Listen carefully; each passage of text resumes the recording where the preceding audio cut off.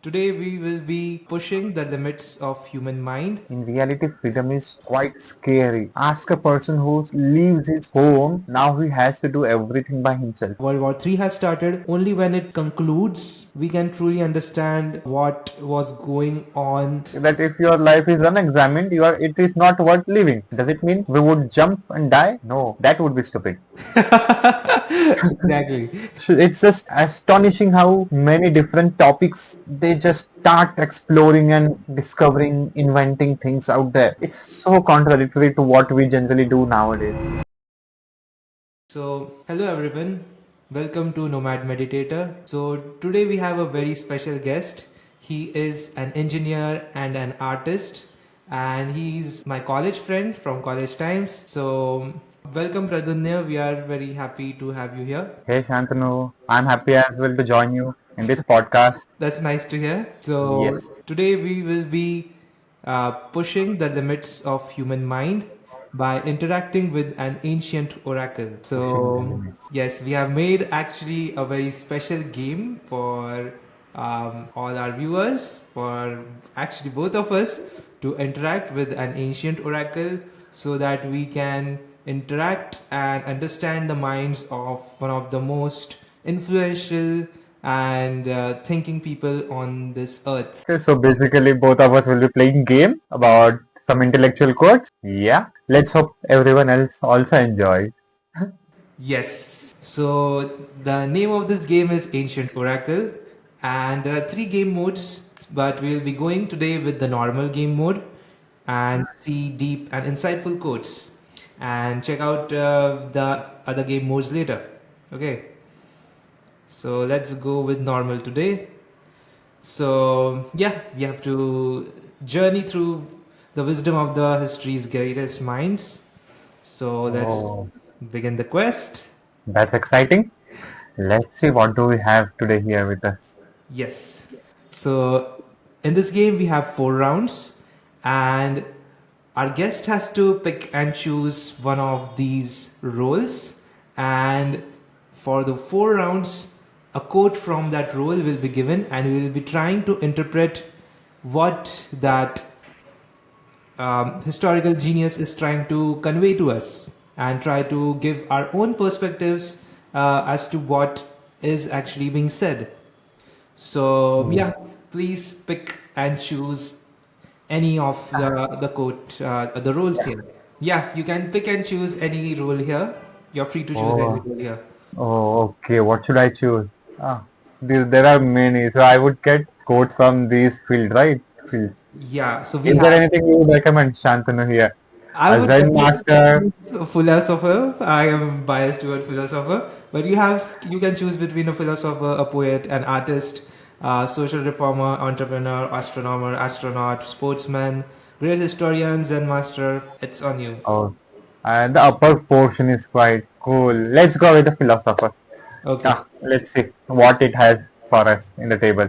perfect. So yeah, this is consulting the oracle, and this is actually having Claude AI behind it, which is acting. So yeah, we have the quote from a philosopher that says, "The owl of Minerva spreads its wings only with the falling of the dusk." Ah, So we can hear the rules of the game are as follows. First, we can agree or disagree with the quote and state our reasons as to why we agree or disagree with it. Then we will try to interpret what the author was trying to say in the quote and try to understand if we can actually apply this in real life. Okay, yeah. so Oh, yeah, okay, yes. sure, go on. So is it like an exam where I would be just trying to find the best answer possible? Am I giving an example here, Shantanu? Yeah, No, right? sort of, but Will people judge me on the basis of that, or will you be judging me on the basis of this? actually, no, we'll not be judging you on basis of that. I'm really hoping that.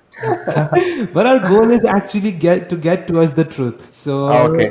So the conclusion, the goal of this complete game and exercise is to actually get to the truth as to the nature of reality and what these guys are thinking and what we can learn from them. Yes. Yeah. Yeah. Guys, anyone watching? No judgments here. We are just trying to play games with our brains.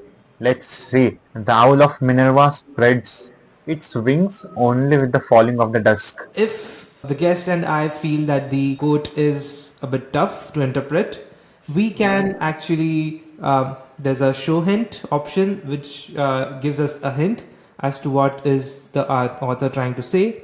Then we can reveal the author as well as check out the known interpretation after we have given our answers and interpretations. And we also have a timer in case we want to think first, as well as you viewers want time to think about what's the philosopher role person is trying to say. So yeah, I think we should go with Shohin because I think I'm quite clueless No, about all wait, of wait, it. wait, wait, no hints. Let's see what a general audience can interpret out of it, right? Let's see. I may be dumb, but I have something to interpret, and I'm hoping I get something from you as well. Shantanu, start the timer. Let's actually play the game. Okay, let's go. Ha. Shall I start the timer? The Owl of Minerva. I am not sure about Minerva, but I have heard there might be something related to it. I am not sure of that. But if I just think of a owl spreads its wings only with the falling of the dusk, it Mhm. means dusk is when the time it actually starts its hunt. And if by hunt so the person is saying that's when they get to action. So it Okay. could also be that if I try to apply it on my personal life, when the right time comes, the dusk for me, that's when I would open my wings and go for the hunt. That's the time when the right time comes for me. A smart creature should know when the right time is there. Yeah, what do you think, Shantanu? I'm just trying to play around here. Let's see. Okay, I guess you have given a good shot to try to explain what the philosopher is trying to say here. I'm still very clueless about what the Owl of Minerva means here. I think it symbolizes something very important, and Hmm. um, with the falling of the dusk, the falling of the dusk is like the sunset, and I think I can interpret it in many ways. It could be the end of something important. It could be Hmm. the end of the day as well. So yeah, I think I would really like to see some hint regarding this. Let's see. I think instead of end of the day, what if it is start of the day for you? In in owl's perspective, I'm owl here right now. Hmm, I see. I would be sleeping during the morning and during the dusk time. I Let's see. see. Nocturnal. That's possible. So yeah, consider what happens at twilight when day transitions to night, when events have concluded, and when we can finally see clearly what has transpired. Think about the relationship between understanding and timing. Telling me to reflect on my actions. I'm still quite clueless here. I think I I would go like to go with the timer. What do you think? Yeah. From the name next quote onwards, let's go with the timer in this from the beginning. The I audience might think we are just cheating here. okay, Ah, okay, that's no, fine. no, no. We do not cheat. Okay, sure. So you tell what do you think about this? When the day transitions to night, when the events have concluded, let's say my events have concluded, and when we finally see clearly what has fired. Hmm. What has transpired? Okay, how the day was, actions. Think about the relationship between understanding and time. This is the trickier sentence, I think, the last sentence. Okay, and Relationship between, I think I'm able to understand a bit now what he's trying to say. hmm, It's like enlighten me. it's similar to the quote which we say that the life can only be understood backwards. So it's like when events have Huh? concluded, Huh? then when we reflect on it and look back, that is when we can truly understand that what exactly had happened. Try to understand at that point truly we can understand actually after things have happened. So I think that's what the Hmm. interpretation is. Your point told me like thinking in retrospective about all your actions and rewards. Let's see. Let's see what actually means. Okay. I'm keen on seeing it. Okay, Ah, sure. This quote suggests that true philosophical understanding only comes after events have unfolded completely. Like an owl that emerges at dusk, wisdom and comprehension arrive retrospectively. We can only fully grasp the meaning and significance of historical periods, social changes, or life experiences after they have concluded. Philosophy's role is to make sense of reality that has already taken shape, not to predict or prescribe the future.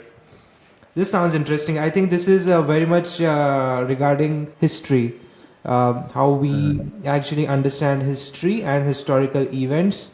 And let's say, for example, there's World War II going on, or let's say, even if World War III has started, only when it concludes properly, things have happened, we can truly understand what was going on during that time with various people, with various countries, the geopolitical stuff.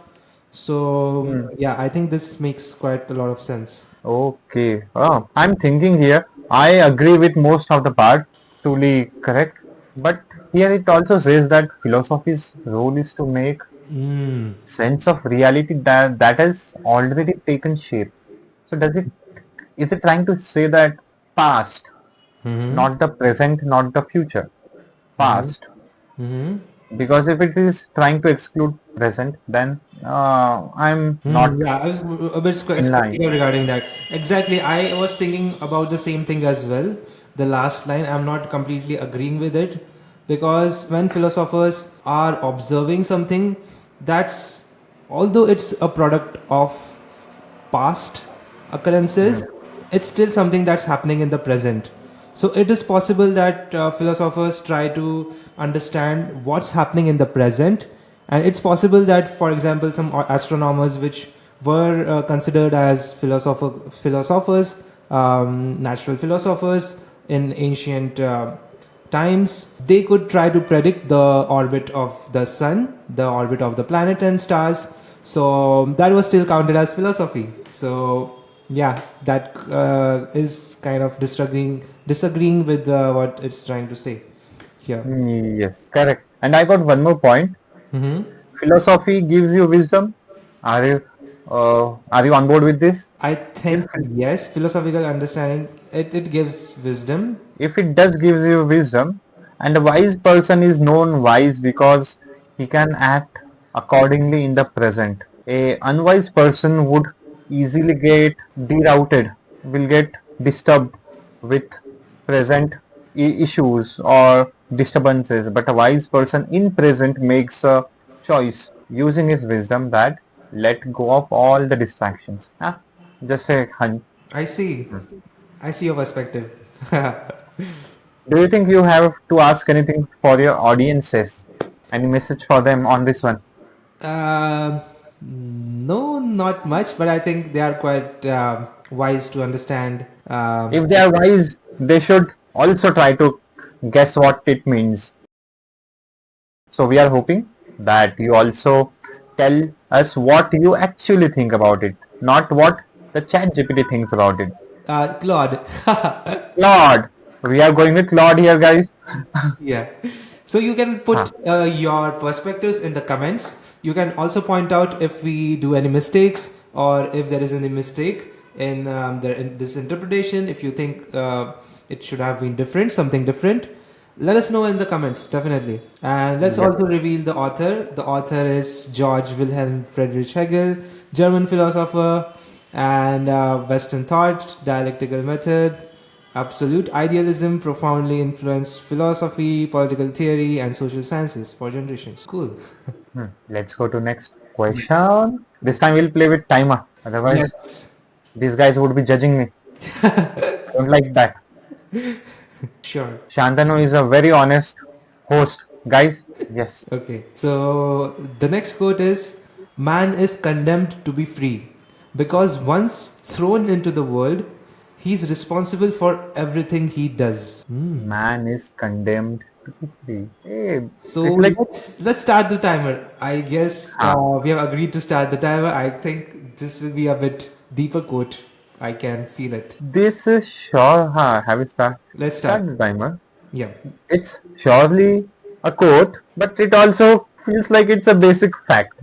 Any organism which comes into this world is deemed to be free. Like you are just thrown out in the world. any organism, and now they need to make life out of it. Some do get rich environment, some fall into a barren land, but everyone is the same, right? He is responsible for everything. Huh? Lucky ones do have parents, rich parents who build big things for them, but yeah, still does not change the fact. So for me, I think it's just a basic statement Okay. split into three parts.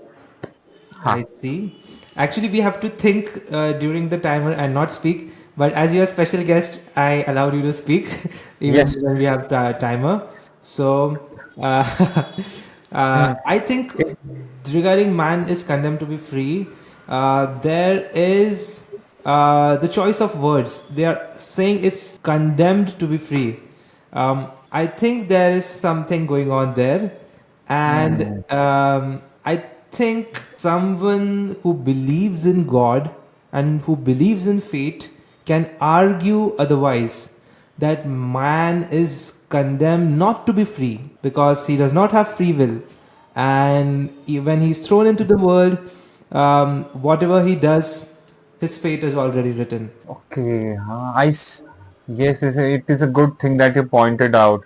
There are few different philosophies we have come across, right? Everything is done, let's say, a theist, a religious person does say that they have been brought here for a specific set of events Mm-hmm. which they need to do. Religious wise, I think this quote slightly uh, drifts a bit for people who are quite religious because they might think that their actions are all already decided, pre-written, or in favor or in the happiness or in the service of the Almighty Mm-hmm. being. So I think the Yeah. philosopher is trying to point it out that that is not always the case. That's the only thing I can think of. Apart from that, as I stated, it's a reality, but there's a contra. It's also a contradiction to someone's feeling. I have already assumed this to be true. That's why I do not see any.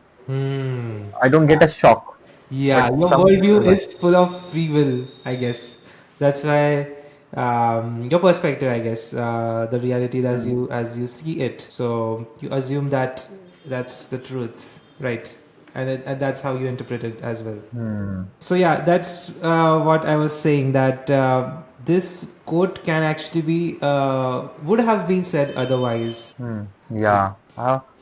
And you do remember, right? You said that this condemned Yeah, thing, condemned word was, uh, yeah, I think that it, is a bit fishy, or I think there is more to it. The word huh, condemn seems like man is kind of cursed to be free, huh, and it's like once you are born into this world, you hmm, are, he uses the word thrown, you are thrown into this world and you are responsible for everything that you do. huh, So whatever is going to happen in your life after you are born, no one but you is actually responsible for that, and that can actually be a very scary thing for people as well, especially for those who have not realized it yet, that they are actually responsible for everything that they do, if that's the truth. huh. I agree. You know, Shantanu, Hmm. uh, we humans do keep shouting that or yelling or trying to express that we want freedom. But in reality, freedom is quite scary. Ask a person who leaves his home and now he has to do everything by himself. That's just an example. That is a true freedom because when freedom actually comes, then everything is upon yourself, and that's scary. Like I also think this is also one of the reasons humans have found solace in a higher power because being left alone in this world when you want someone to be there for you. You want a feeling that you are not alone fighting the world. There is someone who is caring for you. It Hmm. could be a myth. It could be truth.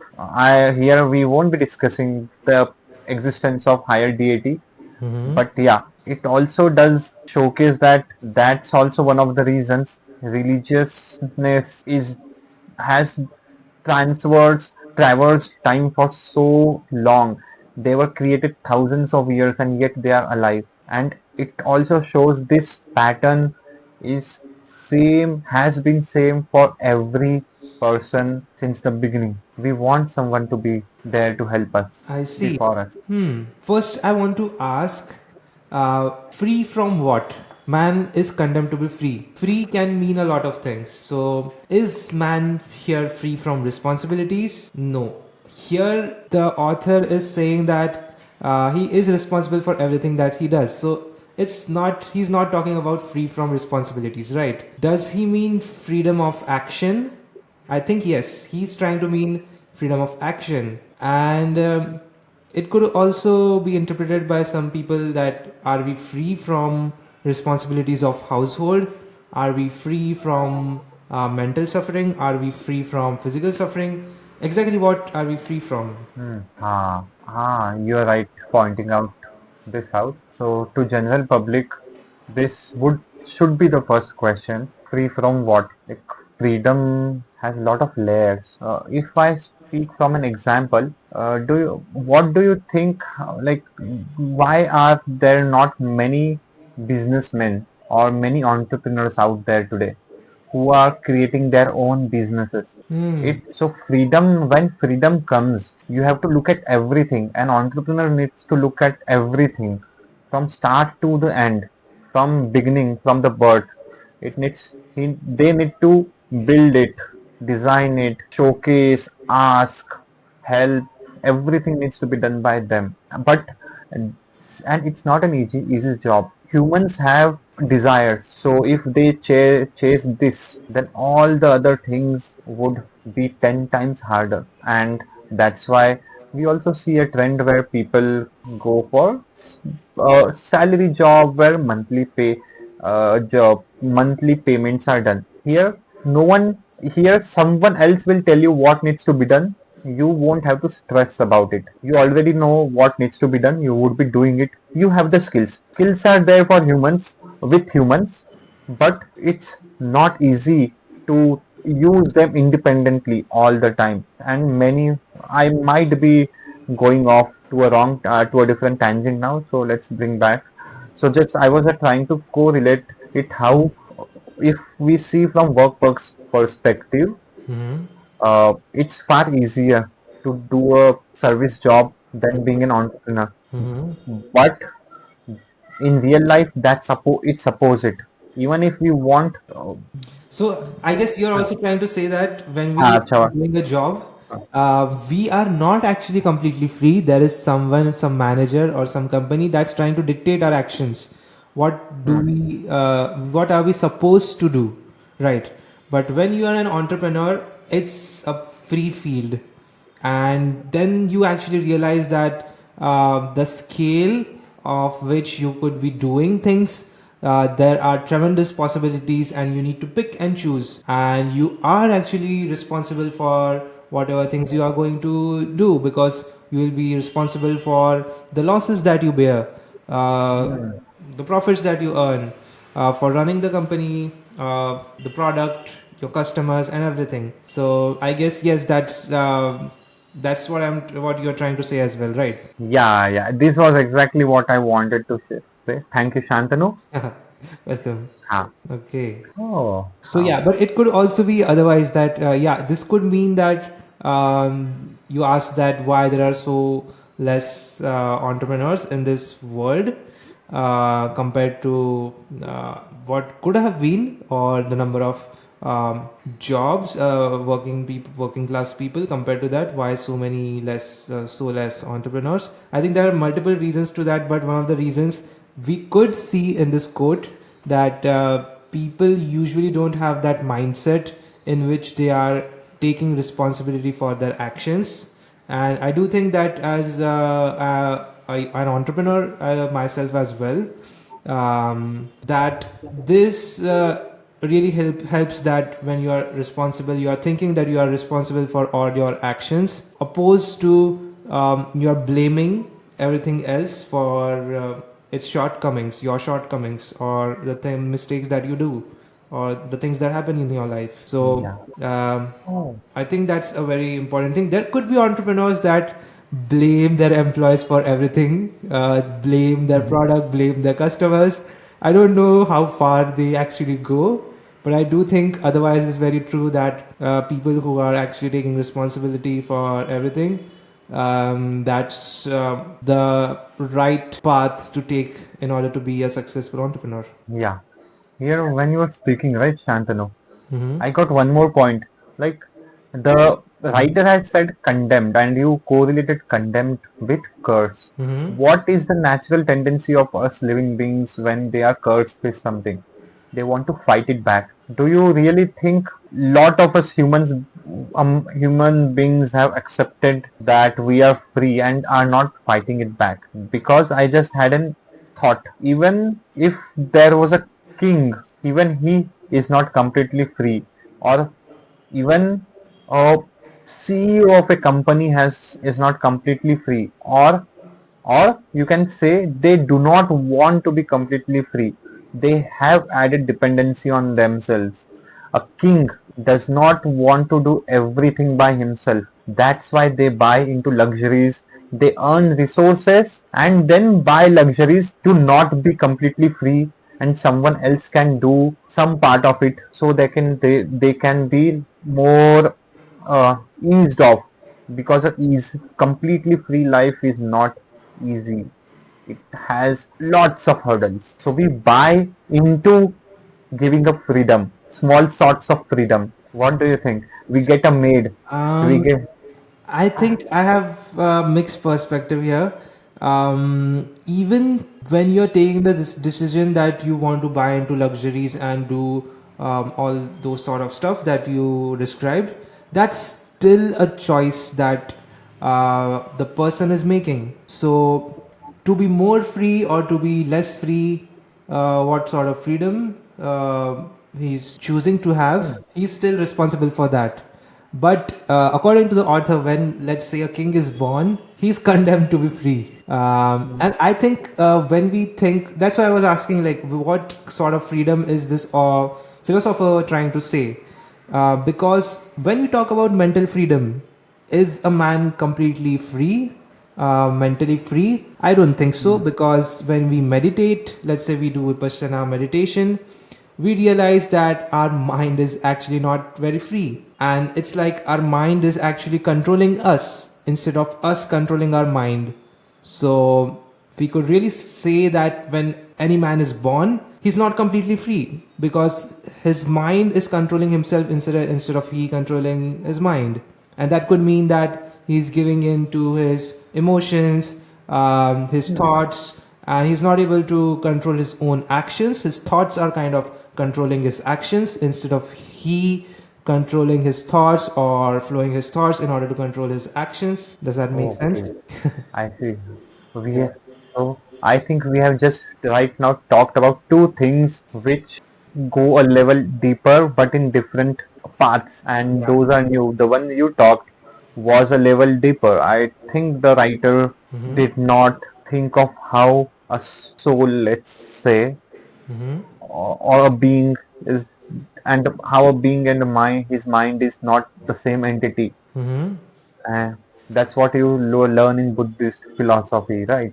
Mm-hmm. Yeah, you just pointed that out. I think the writer may not have gone that deeper I see. when you said how we are actually not free. Hmm. In today's world, there are layers.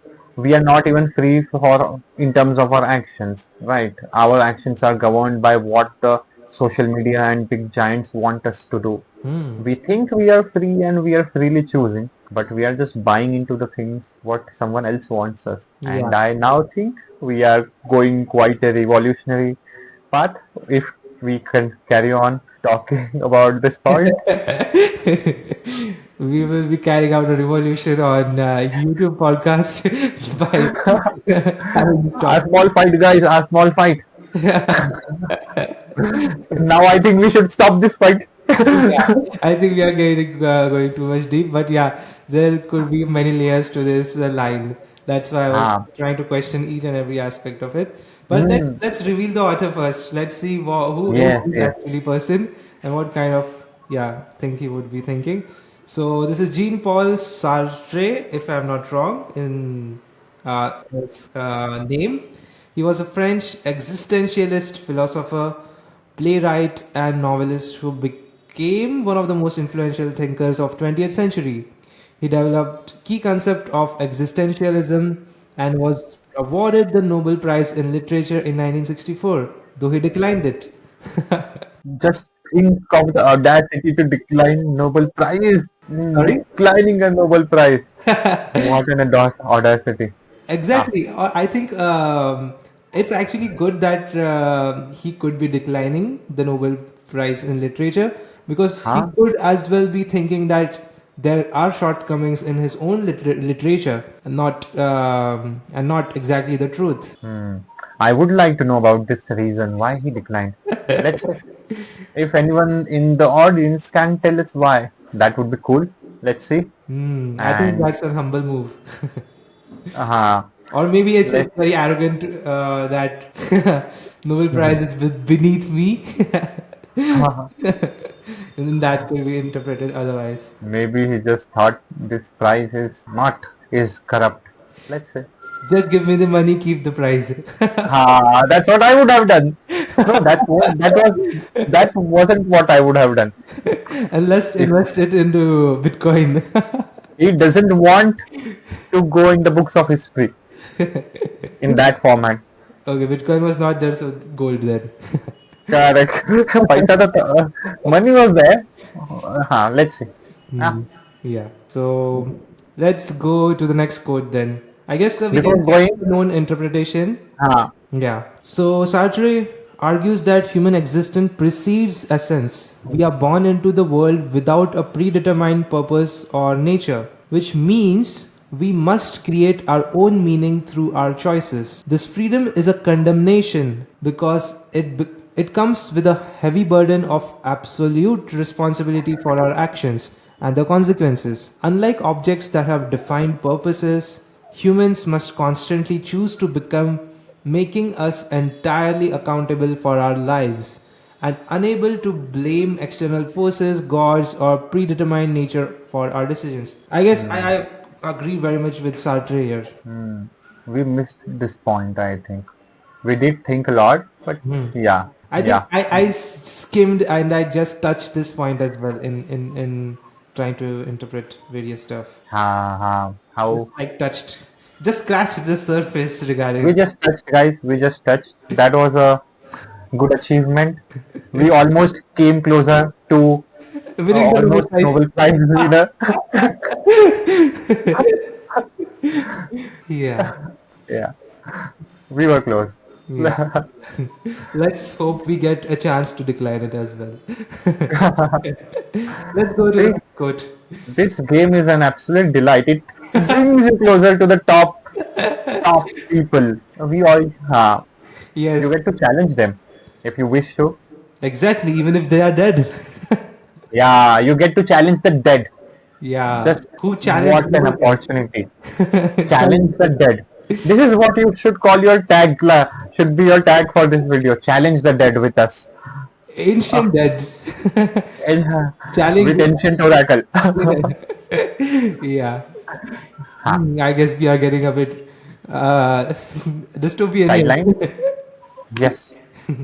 Yeah, philosophers are one of the deep thinkers, and I think I always enjoy interacting and reading the quotes of philosophers. There's so much to learn about life from them. Yes. Yeah. So let's go to the next round. Philosophers are like they show you the reality of the world, but they also put you inside a rabbit hole. These are Yeah. double-edged sword wings. I think they just wanted to have some fun with all of us. I think some of them are very much motivated by going towards the truth. So the quote is that we are what we repeatedly do. Excellence then is not an act but a habit. I guess this This is is a fairly simple one. You yeah, can just start the timer and close the timer in. 1 second. That's fine. You can go on and speak on this. We are what we really do. Correct. Excellence then is not an act. This is also correct, but an habit. There's no interpretation needed. No I was just, interpretation. I thought this was way too simple, so maybe just repeat it once. Hmm. Okay. But I think there is Quite, a deeper meaning as well. How can we huh? say that what I repeatedly do, I am that? Let's say some person who, what we say, repeatedly goes to a temple. Does that make him a theist? Maybe not, because it could be that the person is going to the temple for some other reasons, for peace, Maybe. and he might not Hmm. be a theist. He might be an atheist, but he might be feeling peaceful in a temple. He wants to get free from the noise. What connects this person here, instead of asking his intention or his identity as a theist or atheist, we can say that what is his intention, and that is maybe he is building up his peace. That's his intention. He goes there for peace, and as he repeats this cycle, that becomes his habit. Yeah, Hmm. that's Ah, possible to see. If he wants to become a more peaceful person, that habit could help him to become that. So yeah, intention and goal in mind, exactly. But it's also possible and that even if we don't have a particular intention, we could become what we even didn't want to become by practicing those habits. For example, someone smokes and he does not want to become addicted and does not want to become a smoker. There is no intention of him of becoming a repeated smoker, but he smokes and smokes and smokes, and he becomes a smoker for his life. yeah, here this we can close off this question quite easily. Here, let's say, here, what do you think the main subject is? I think excellence. That's the main carrier of this entire quote, and it's just basically saying excellence. If you want excellence, you need to build habit, and if you want to build a habit, you need to perform one act multiple times repeatedly, and you have got a habit which would result in excellence. Hmm. And now, if we see this applies, it's a neutral thing. If it's neutral, it applies to good things and the bad things. You said about smoker. The person just wanted to calm down his nerves. He acted upon it once, twice, and now it became a habit. And he's a chain smoker. Just I'm saying, not a bad thing or good thing. I no comments there. Yeah. Okay. Do you want to discuss more on this, Shantanu, or Yeah, I think next? that there could be a one thing that Hmm? it we could also maybe say that we are what we repeatedly think we are. Does that make us who we are? Um, Because let's say there were people in times of Nazi Germany in which people were thrown into the prison and oh, the gas chambers, and they were called that they were impure, they were what do we say, prisoners. But people who think that they are not so, and even though they are doing the acts of a prisoner every day, their own thinking that no, they are purer, they are not impure, and they are not actually prisoners, that can actually make them who they are. yeah. An idea which is fed to you or which you accept or regularly becomes a part of your identity. Hmm. Yeah. So I think a thinking also can become an act of doing. If we see in terms of karma, if Yeah, it's think of it like an action in no itself, then it thinking could be is like possible that we are when you what want to we really start do. a car. Sorry, yeah, Shantanu. Yeah, no, I was just saying that if we think of it like an action in itself, in terms of karma, we can experience this during meditation. That there is two types of karma. What one is the physical action and one is the mental action. So if we think here, doing as not just a physical action but a mental action, then I think this quote kind of fits well as well. Huh. Okay. Yeah, that's what I'm saying. Yeah, you can go on what you wanted to say. Huh. I just thought, oh, thoughts are In this phase of our world, thoughts are quite scattered, and if people start fearing them as well, that's bad. Although, it's like just thoughts are the first step which comes before action. It's like you are just igniting your car. You can try to start your car, and after multiple attempts, your car would start going ahead. It would start going into motion. So here is igniting an action or not. If you break the ignition cycle halfway, then the car does not move. So although igniting is an action, but its impact to the world is not completely bad, or it did not impact it in a bad way. So for our normal beings who are trying to go one step above, instead of being completely obsessed with our thoughts as well. That's what I have been doing. Sometimes a bad thought does come your mind, right? But then the question lies, do you act upon it, or then your second thought, do you try to improve that second thought? Do you try to regain control of it? Because it's very hard to completely make yourself white in terms of thought. In terms of thought process. So yeah, Yeah. I think that's what we do during meditation as well. We just Hmm. observe our thoughts and let them come and go and come and go, and not identify ourselves with the thoughts. Try to Uh, get detached from that. Try to concentrate our mind, and slowly the thoughts become lesser and lesser in magnitude and strength. So this stop overpowering us, in short. hmm. So yeah, I think this is also quite a good quote. I think it's time to reveal the author. No, this is Aristotle, the Greek philosopher, polymath during classical period, student of Plato, teacher of Alexander the Great, founded the Lyceum, foundational contributions to logic, biology, ethics, politics, and metaphysics that shaped Western thought for millennia. So it's just astonishing how many different topics they just start exploring and discovering, inventing things out there. Hmm. It's so contradictory to what we generally do nowadays. We pick one topic, we specialize it, and our life goes into it mostly. So I'm quite inspired by this. So many things: biology, ethics, politics, metaphysics, and then there is Alexander the Great. How they're connecting to each other. Great. Exactly. Yeah, I think it's very important to think across fields, because in life there's not just one thing that we need to apply. There are many things and skill sets that we need to learn to understand life, to understand the reality. So I guess this always helps. These are really great deep thinkers, I guess. Yeah, just basically live life with fun. And discipline as well, I think. So And this quote. I'm not that big of a fan of discipline, guys. Mr. Shantanu, he inspires me. I don't act, I do think about it.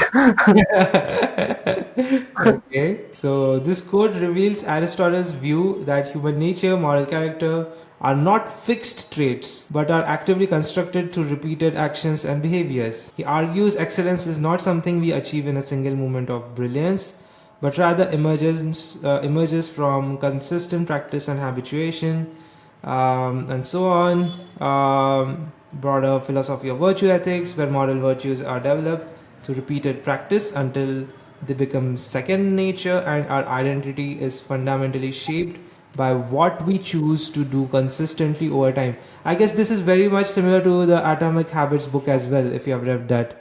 It Yes, yes, yes. really well Ha. explains this in very practical terms. Atomic Habits is like a blueprint, a written journal for this entire, just one sentence. Exactly. Like, There's so much to it. There's so much to it. But I guess we have read Atomic Habits. That's why we understand this very well. This quote. yeah, yeah. Yeah. We did not want to bombard you guys with all those good topics. This is not the time to teach you. This is the time just to introspect. Yeah. Yeah. Okay. Sure. Let's go to the next quote, the final quote. So let's do it. Consulting the oracle. The final quote. How excited I am. I hope this person is alive. I also hope. Oh, I think I know this person. Uh, And the unexamined life. Is it Dalai Lama? Sorry, you can delete it if I'm wrong. Yeah, the philosopher is saying that the unexamined life is not worth living. I think this is a very suicidal thought. I think it could be interpreted otherwise, but That's why everyone remember wisdom is important. yeah, without wisdom, These if you try to interpret this will take you to hell. to ah, you might get teachers which would say you are stupid. This quote doesn't say you are stupid, but it's saying that if your life is unexamined, it is not worth living. Does it mean we would jump and die? No, that would be stupid. exactly. Ha. Since Shantanu always already know it, I feel that the last question, if he starts the Yeah. interpretation, that would be Okay, fun. sure. I'll try to interpret it. So I think I have read this quote before. This is Socrates who is trying to say this, and by that he means is that if you're not examining your own life, if you're not understanding your own self, and you're living a life like that, then you would be actually living a very fruitless life. That's why he's saying that it's not worth living. Ah, Life would have been very much fuller and very much fruitful, is what he's trying to say, in my opinion. And if you're not examining life enough, if you're not examining your own self in terms of actions, your person, the reality about you, if you're not examining that, then you would not be living a very fulfilling life. I guess that's why he's trying to say this: the unexamined life is not worth living. yes, I get your point, Shantanu. Great. Yeah, I actually echo with that. If I want to, or if I have to put it in a relatable term for our current generation, it would be something like, if there is a movie which you like in today's world, what do? We try to examine it. We try to watch it, rewatch it multiple times. Then we try to break down every single scene. We try to break down different aspects of it, the meaning of it, different angles. And as we do so, we start finding it more beautiful. The actual intention, the idea behind every scene which the director, the writer has put starts coming on to us. That same goes on with the life as well, right?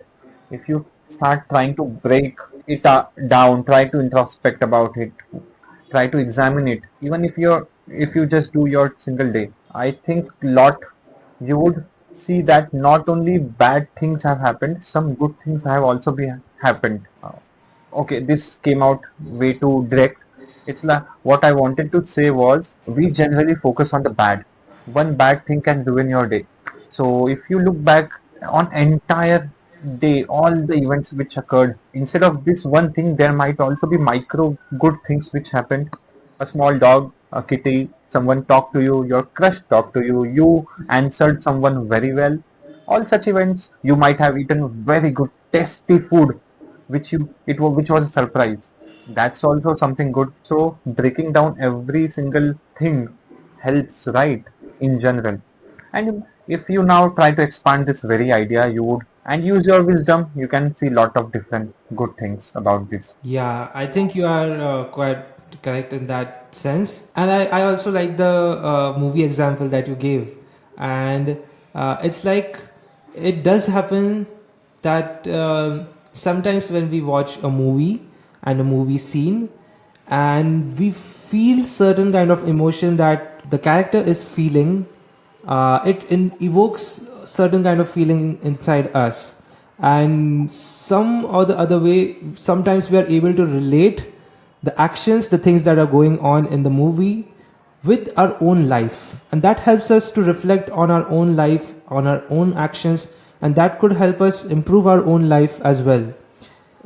Like learning from what the character is doing, maybe see ourselves in that character, see the character inside us, and try to examine our own life, and that could improve our living. So, Correct. yeah. Yeah. Unless you break down things which are important to you, try to understand the meaning behind them. Hmm. How would you improve something? It's like if you are playing a sport, unless you find out where the mistakes have been, how would you correct those mistakes? Exactly. If you How do want you? to, Yeah. if you want to write a good exam, you need to know where you were wrong in previous exams. Yeah. Hmm. Now, Shantanu. Yeah, I mean, you need to break down the complete hockey stick in order to play a very good hockey. You need to break down the complete hockey stick. Yeah. Not by beating, smashing things, guys, by playing with it.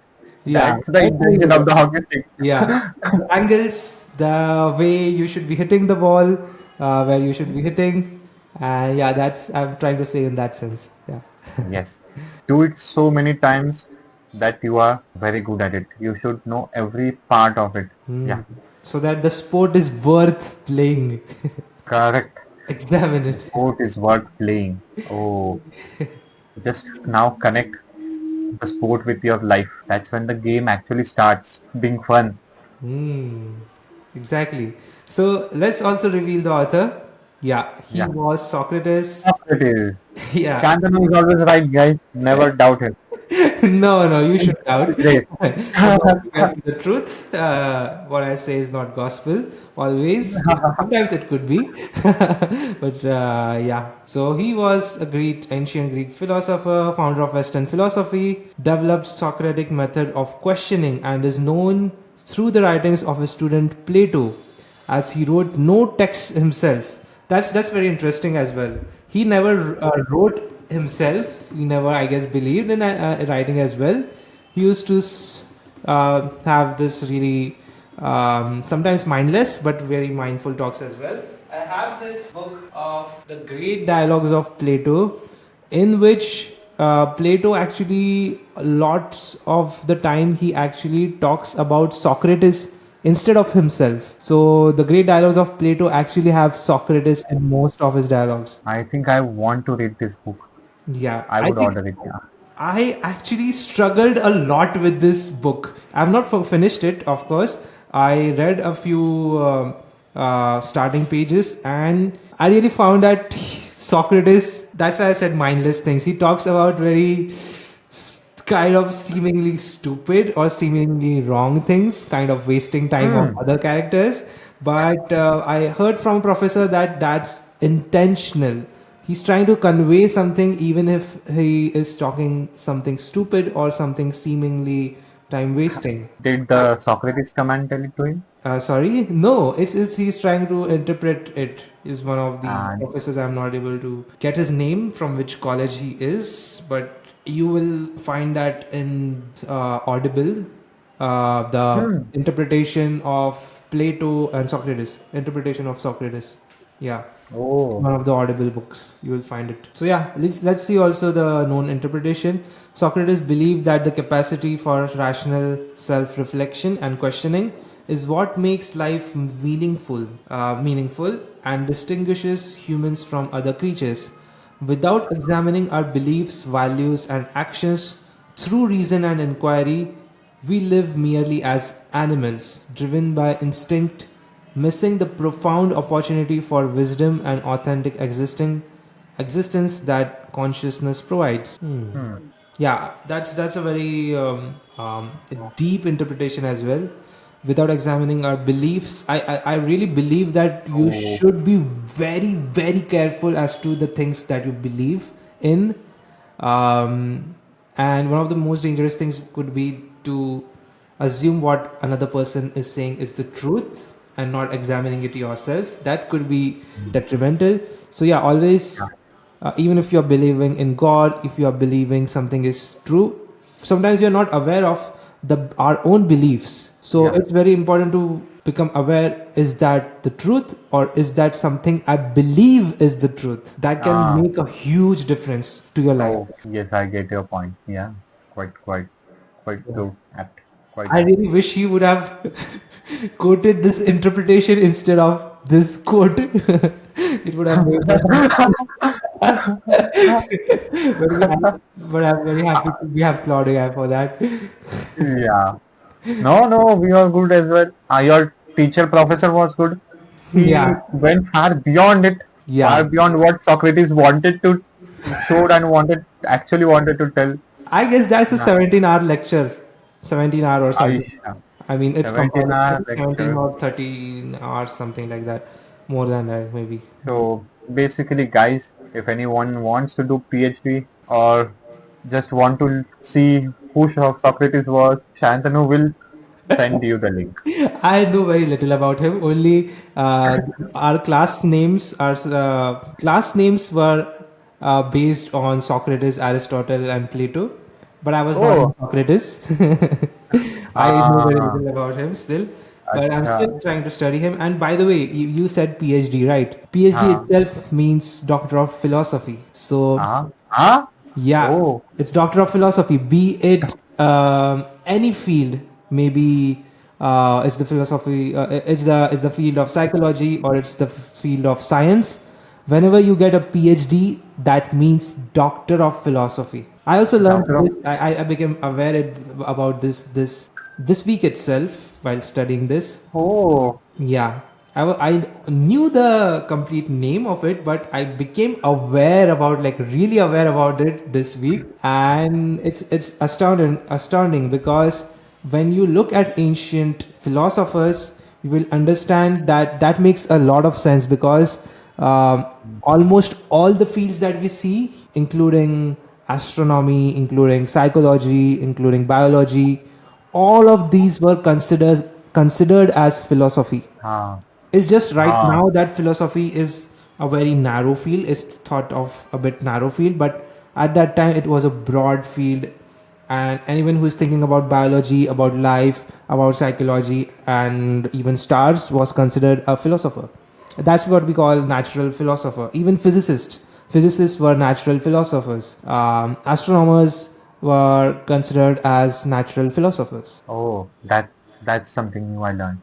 Yeah. That's something new I learned. Thank you, Shantanu. Again, something good I learned. Exactly. I That hope was our fun. viewers also learn this as we Yeah. can. Yeah. We have completed all our four Yes. Exactly. courses. So, do you want to have any closing thoughts? Do you want to say? Well, I would make it quick. Hmm. This was very fun. I knew that I would be just we would have a discussion, but introspecting about things like this actually puts out what your or what my belief systems are. I get to know about them myself. Generally, it does not come out, so it stays hidden somewhere in subconsciousness. So yeah, Yeah, I this think was that's fun. fruitful. And I really hope we were able to provide some new perspectives, some new facts to our viewers. And I hope we keep bringing you such value.